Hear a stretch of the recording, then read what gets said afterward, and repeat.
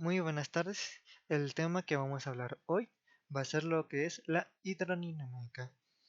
Bueno, sabemos de que un fluido dentro de un tubo o de un objeto, no así mayormente en un tubo, pues cuando va de una dirección a otra, pues como tal, sabemos que tiene energía, tiene una rapidez, tiene una densidad y demás cuestiones. Bueno, para poder estudiar ese tipo de fluidos en movimiento, que es la hidrodinámica, tenemos varias fórmulas, pero para ello primero vamos a ver de dónde se originan. Bueno, si queremos saber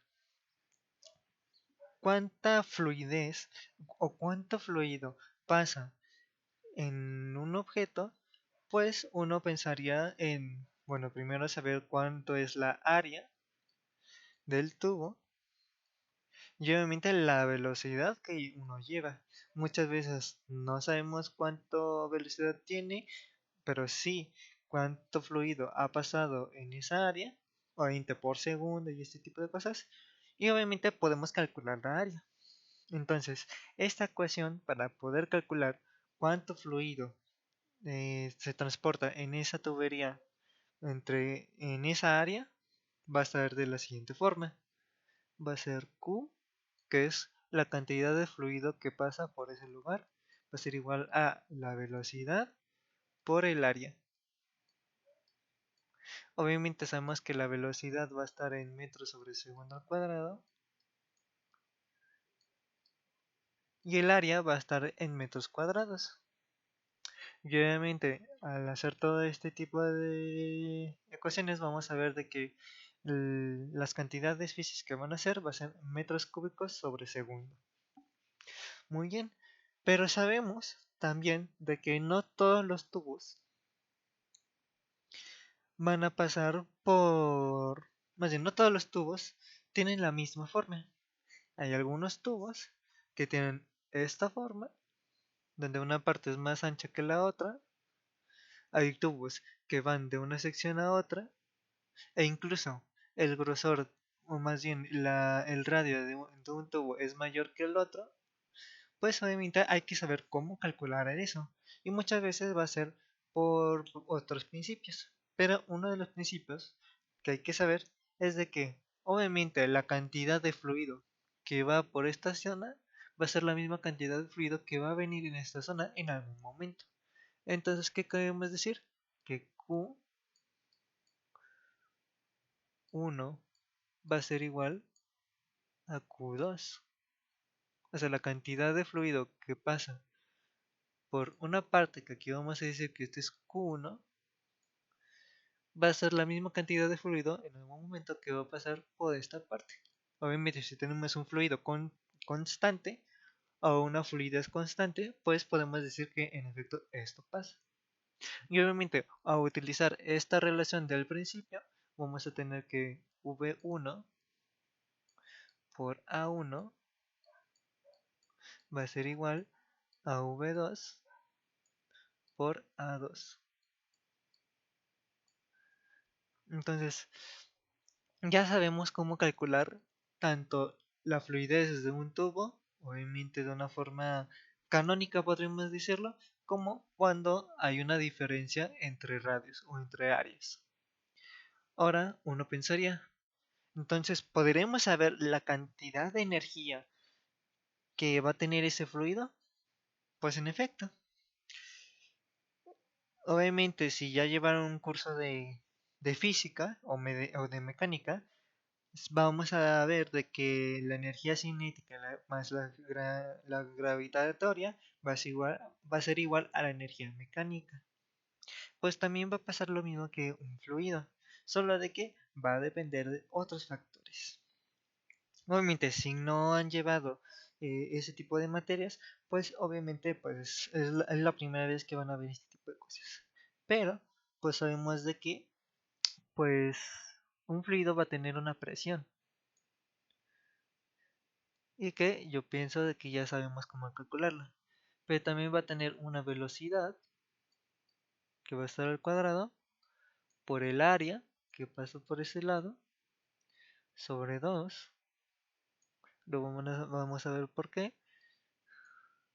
Y también va a tener una altura, ya que va a depender de la altura si va de hacia arriba hacia abajo, de un lado para el otro, como por ejemplo en el tubo siguiente, por la gravedad, porque ahora sí va a estar influenciada la gravedad y su densidad. Obviamente la densidad del fluido, ¿sí?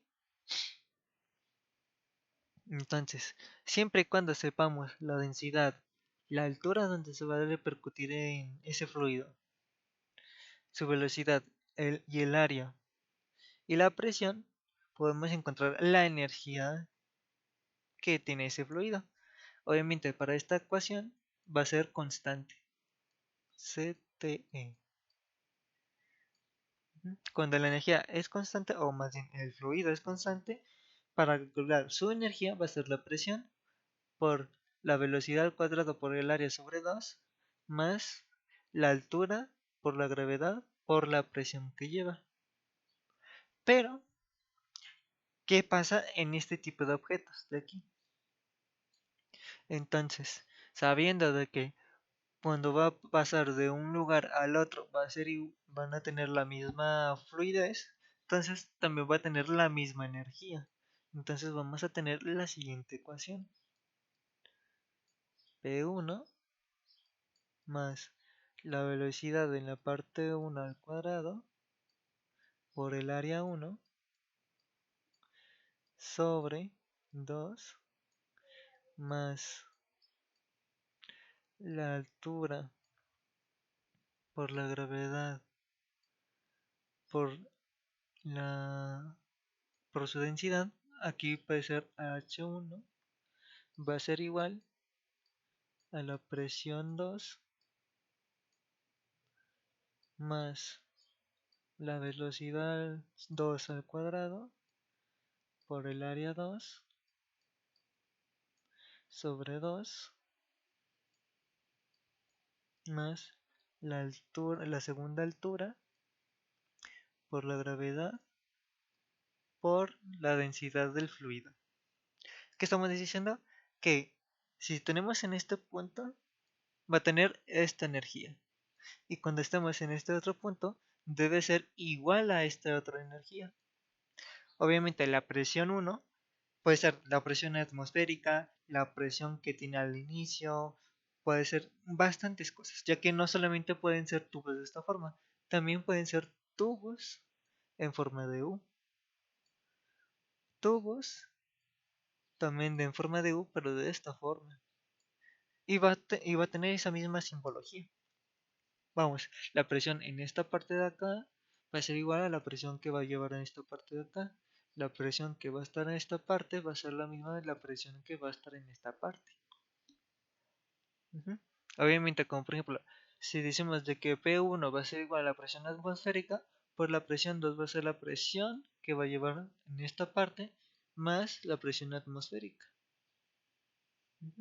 En donde obviamente, si alguno de ustedes ha jugado, va a mantenerse, normalmente se va a mantener en equilibrio. ¿Sí? Obviamente sabemos de que la densidad debe ser la densidad del fluido, la gravedad ya sabemos cuánto vale, que es igual a 9.81 metros sobre segundo al cuadrado, y las alturas pueden ser distintas, como por ejemplo como en este ejemplo. La velocidad, pues obviamente por esta ecuación pueden ser distintas, aunque obviamente van a estar proporcionales al área, y pues ya hablamos de la presión. A esta ecuación en específico se llama ecuación de Bernoulli. ¿Por qué? Porque fue creado por un señor llamado Bernoulli. Bernoulli. Que es simplemente para saber cómo se maneja un fluido. Obviamente cuando estemos en la segunda unidad también vamos a hablar de energías. Solo de que obviamente la energía de un objeto se transfiere a otros objetos. ¿Por qué? Porque la energía no se crea ni se destruye, solamente se transforma. ¿Sí? Así que este estudio de hidrodinámica nos da la forma en cómo se mueve un fluido. Obviamente con restricciones. ¿Por qué? Porque aquí estamos viendo un fluido ideal, un fluido que nosotros queremos que se mueva así. ¿Qué quiere decir así? ¿Qué quiere decir eso? Que pues no debe tener ni fricción,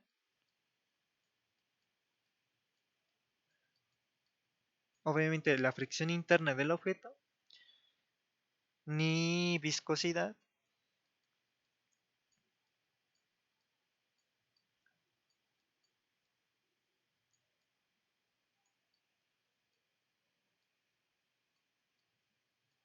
ni viscosidad. ¿Por qué? Porque si tuviese fricción interna, la forma en cómo se movería el fluido, en vez de ir de una sola dirección, aquí haría un remolino, aquí haría otro remolino, y así sucesivamente, haciendo de que ese fluido puede o no pasar de un lado al otro. Y si tiene viscosidad, pues ya sabemos de que si nosotros tenemos como por ejemplo manteca o como tal cera, si lo empezamos a derretir para que se haga como tal un líquido, vamos a ver que es viscoso y en vez de que se comporte más parecido al agua, lo que va a hacer es de que poco a poco va a ir bajando y bajando y bajando y bajando y bajando, pero con un rastro porque tiene mismamente fricción interna. Entonces, ¿para qué ecuaciones sirve este tipo de fluidos? Pues para fluidos que no tienen ni fricción interna ni viscosidad. Así que incluso todas las demás ecuaciones, ya que pues en algún momento si fuese viscoso, se puede tapar y pues ya no es válido esto, ni esto, e incluso tampoco esto. Si tuviera fricción, pues simplemente la energía se estaría perdiendo mediante el tiempo. Vamos, es por eso de que sí, podemos en un laboratorio o en la misma casa jugar con el líquido de esta forma, como le había explicado.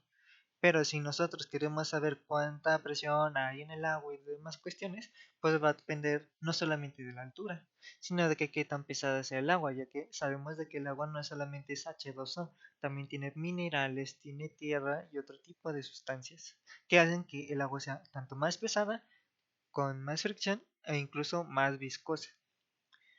Así que solamente estas fórmulas y este análisis completo va a ser para fluidos que no tengan ni fricción ni viscosidad. Vamos, fluidos ideales. Esto es solamente la clase de hoy, así que nos vemos en la próxima.